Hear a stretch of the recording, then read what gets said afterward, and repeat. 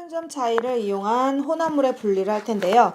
끓는 점도 물질의 특성이기 때문에 이용해서 분리를 할 수 있죠. 근데 끓는 점 차이를 이용한 분리는 일단 표현 자체가 보통 끓이면 얘들아 우리가 증기가 빠져나오죠.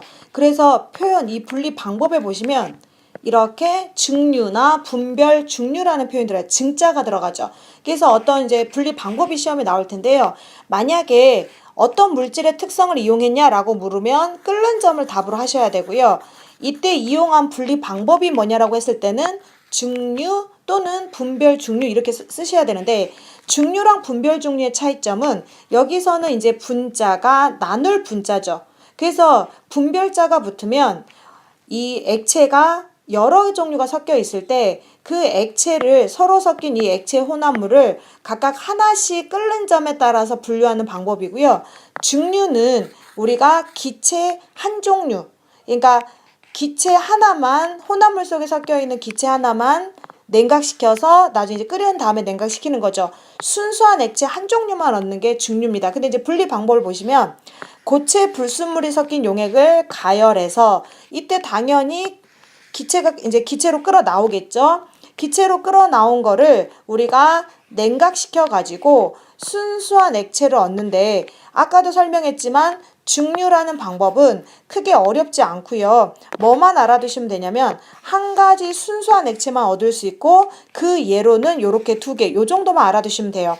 우리가 바닷물을 끓여서 식수 만드는 거랑 그래서 이제 탁주라는 거는 막걸리를 탁주라고 부르죠. 그 다음에 이제 청주는 소주라고 하면 더 알아듣기 쉬우실 거예요.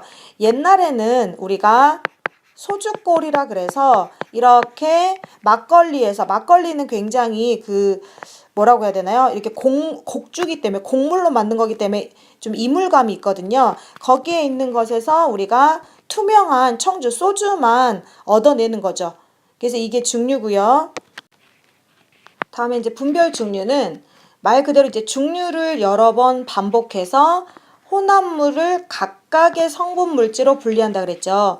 우리가 지난 시간에 이제 밀도차를 이용한 분리는 밀도는 서로 섞이지 않는 액체 혼합물인데 분별 증류는 서로 잘 섞이는 액체 혼합물을 가열해서 각 액체의 끓는 점에 따라서 하나씩 끓어 나오는 기체를 냉각수로 액화시켜서 분리하는 방법이에요. 그런데 이때 꼭 기억하실 게 뒤에서도 반복이 되겠지만 분별 증류는 반드시 끓는 점이 어떤 것부터 분리가 될까요? 그렇죠.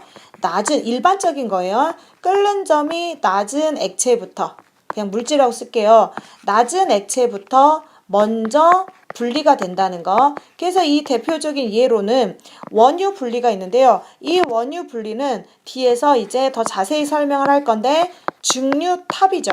증류탑이 이제 우리가 원유를 분리할 수 있는 것이고 그 다음에 이제 물하고 에탄올, 메탄올, 뭐 아세톤 이렇게 돼 있는데 여기 보시면 에탄올하고 메탄올하고 물 있죠. 얘네들이 이제 잘 섞이는데 물과 아세톤은 얘네는 분별 증류 하나보다 일단 그 정도만 알아두시고 주로 언급이 되는 게 요런 그 메탄올, 에탄올 물인데요.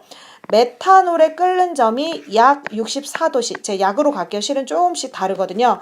에탄올이 약 78도씨요.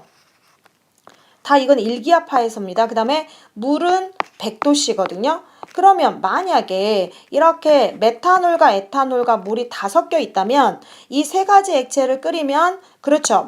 뭐가 먼저 분리돼서 나오냐면 메탄올, 에탄올, 그 다음으로 이제 물이 끓어 나오겠죠. 순서대로. 근데 이제 끓는 점 차이가 크지 않으면 이렇게 크지 않으면 증류를 여러 번 해야지만 더 순수한 액체를 얻을 수 있겠죠.